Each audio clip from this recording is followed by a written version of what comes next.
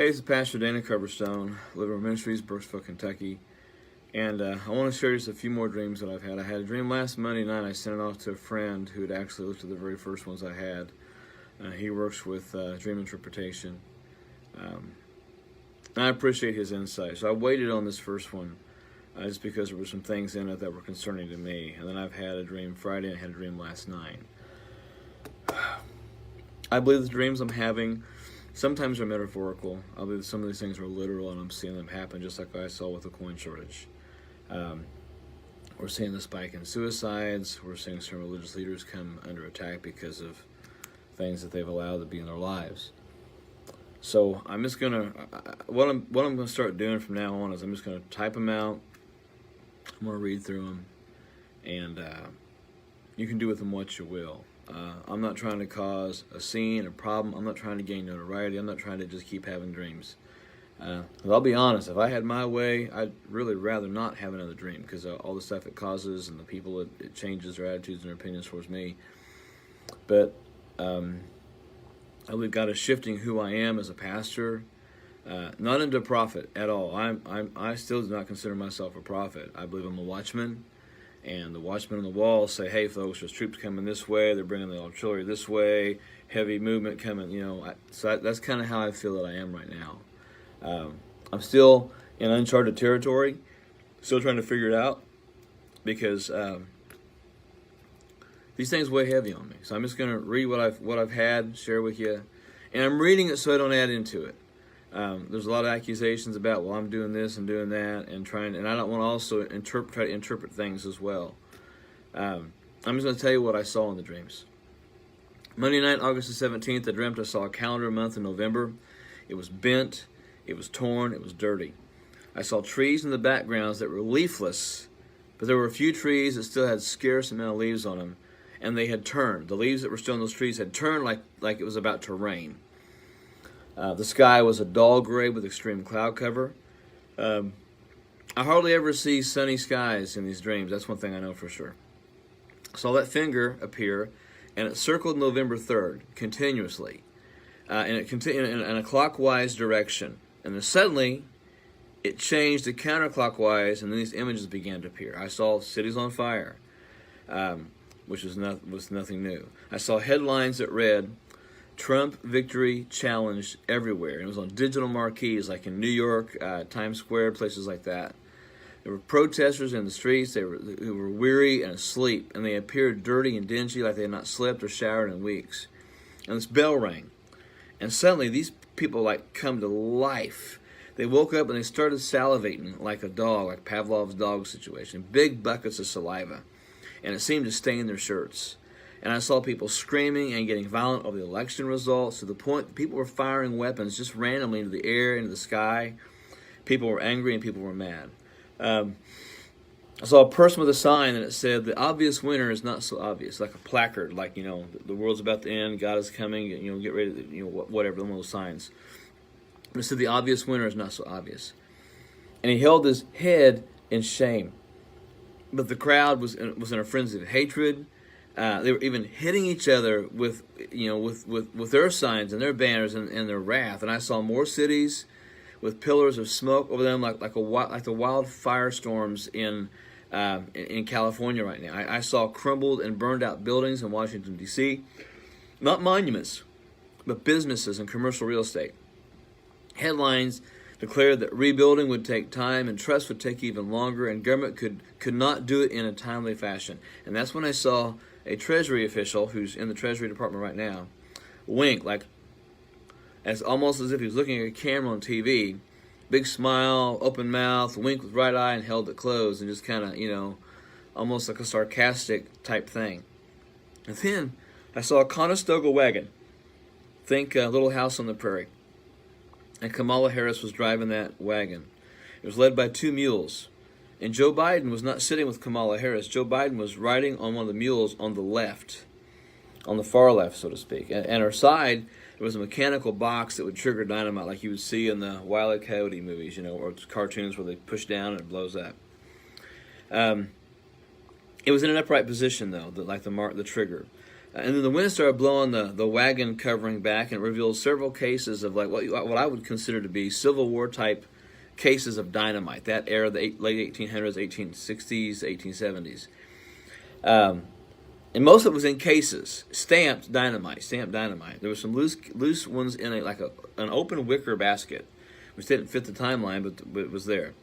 And Harris began to whip the mules, and with the whip, and she was hitting Joe Biden as well. But Biden had no idea he was being whipped. He was not aware of what was happening, and the mules started moving and picking up speed. They were headed towards a target, and this is where I saw Hillary Clinton was standing behind President Trump. President Trump was on his knees, and she was wearing like a Wilma Flintstone dress. There were patches where it had not been finished yet. It wasn't seamed up. It wasn't sealed up. The collar wasn't on. There were like little strings just hanging all over the place. It wasn't finished. It wasn't actually ready to be worn, I guess, for prime time or what she was doing. It was very ugly, and she had this gaudy ring on her index finger. It looked like it had blood on it.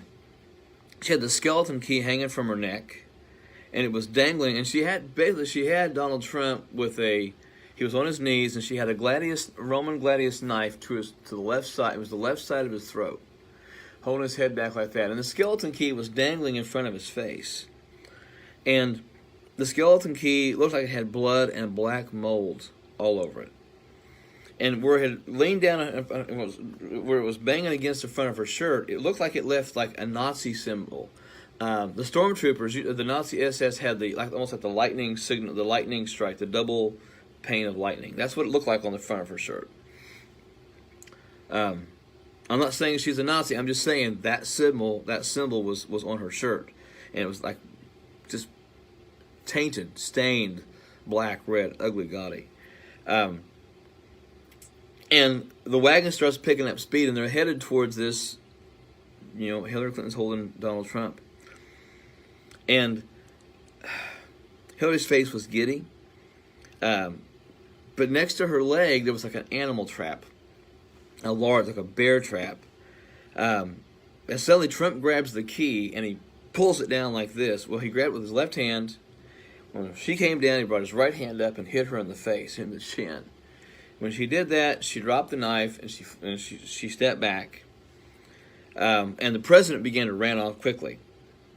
Well, then she steps into the trap, and she's trying to get out, and she's trying to pick up the knife, and she can't lean over. She can't get the trap. She can't get the knife. And as the president runs, he's running towards the beast, which is the car he is usually in. I hear 3 gunshots, and they're handgun shots. This is not a shotgun or a rifle. This is a handgun shot. I hear 3 shots fired. And out of nowhere, I see 3 different, and it happens like there's one shot, then another, then another. But as Trump is running to the beast, a Secret Service agent jumps in front and gets one of the bullets, and then rolls to the ground. Trump keeps running. The second shot's fired. Another Secret Service agent jumps in front of Trump and takes the shot and hits the ground. And then the third Secret Service agent jumps in front of the third bullet that comes at him. And then he gets into the beast. And at that moment, what I saw was the Secret Service agents were around the beast, but instead of normal, modern, traditional AR-15s or guns, they had muskets. But the other thing I noticed in the dream, that none of them were wearing glasses. Most Secret Service agents that I've always seen have always had sunglasses. And I noticed in the dream, they're all standing around the car looking out with the muskets like this. Nobody has it like this. They've got the muskets up, and they're watching, and they're looking around. They're surrounding the car, looking out from the car. The car is moving slowly, and they're moving with the car. So those are the things I'm seeing now. Hillary tried to pull her leg away. She couldn't. And finally the wagon struck her. There was a huge explosion. And in the explosion, it threw the carcasses of the mules up on top of the building rubble. And the smoke was coming off them like they'd been grilled or something. Biden was laying face down in the middle of the street, and he had wheel tracks over the back of him. And there was a vulture sitting on his head. And I'm not trying to make fun. I'm not trying to disrespect anyone in political leadership at this moment. Those that know me know how I feel about certain people in leadership, but I still pray for these people. Harris was crying in disbelief, and her tears looked like they were the size of quarters. It was almost like she was crying quarters. The tears were as big as quarters, and it appeared like they looked like quarters coming out of her eyes. There was a huge hole in the ground. Buildings were collapsed. And then I saw the church. There was a separation line, and there was no middle ground. No middle ground left. As the sides literally, but I guess in the dream, at this time of the dream, sides had to have been taken. There was fire on the altars in the churches around the nation, and the fire moved on the heads of people who had been praying.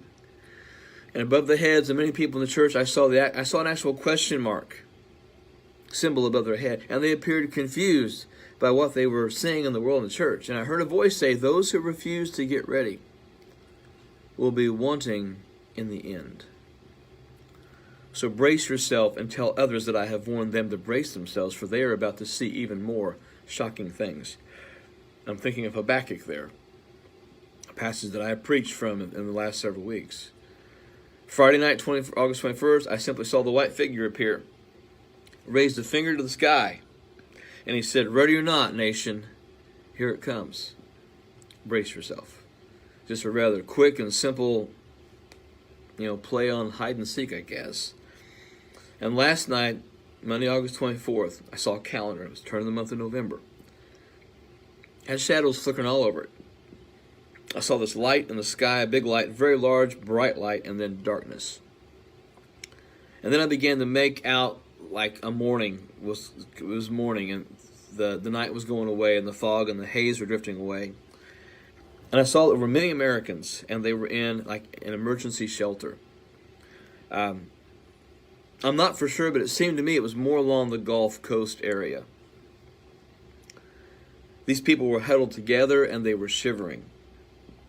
There were individuals laying on cots, and there were suitcases all over the place, and a lot of desperate looks on the faces of most everyone. There were encouragers in the crowd, though, and they all were wearing crosses. And they stood out emotionally from everyone else because they seemed to have hope. They had smiles on their face. Everybody else was just downtrodden in despair, angry, frustrated, confused. And they were checking on people. They were trying to show patience and kindness, but at times they were met with anger and told to go away. But the encouragers just kept doing what they were doing in spite of the manifested upset of several in the shelters. And I saw businesses that were shuttered. In the bigger cities, I saw gas stations. It looked like people just walked away from them. And I saw headlines. And one read, "Shock and Awe in the U.S." And one read, "UN steps in to help host nation." And the nation was quiet. There wasn't war or riots or people fighting or screaming or yelling. The nation was quiet, almost like it had not awoken from a bad dream yet. That's what I was kind of sensing. The nation was fitful. It was suspicious. It was leery. I saw people just quietly looking around and taking everything in with their eyes. Hesitant. It's like they were expecting something to happen. And the sun was shining behind the clouds, but it was not out yet. And then the white figure appeared again. And he said, "Remain braced as this calm comes before a gathering storm that recovery will have a hard time finding." Remain braced as this calm comes before a gathering storm that recovery will have a hard time finding. I'm just sharing what I'm seeing. I know I wasn't supposed to share the one dream last week. I think maybe for the peace I had last night, I get glimpses from time to time. But this one, another one of those I'm feeling. I'm trying to be obedient. That's it. I'm just trying to be obedient. So you do with these what you want. I have some understanding of what they mean. I've asked others to look at them and pray about them too. But I believe the Lord's coming back soon, and He needs the church to be ready. He's trying to wake America up. He's trying to wake the church up. And there's not much more time for us to wake up.